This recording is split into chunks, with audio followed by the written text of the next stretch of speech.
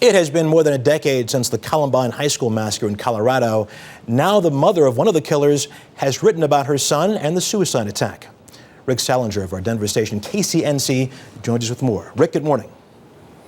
Good morning, Russ. In the first somewhat detailed remarks by a parent of one of the Columbine killers, Susan Klebold said she had no idea her son Dylan was suicidal until she read his remarks in his journal.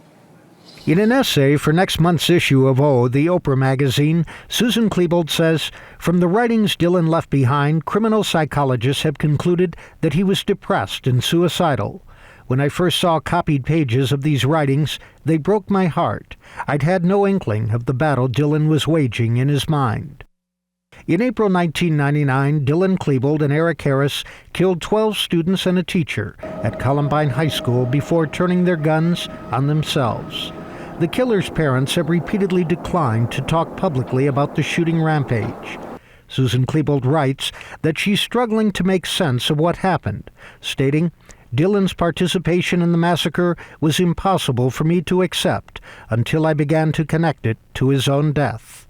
Adding that once I saw his journals, it was clear to me that Dylan entered the school with the intention of dying there.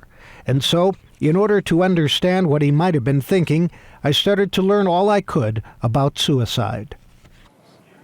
Brian Rohrbaugh, the father of one of the Columbine victims, says this was more than just a suicide. This was a murder-suicide, which is very different. He said Susan Klebold had much more to say when she testified under oath in federal court in their lawsuit.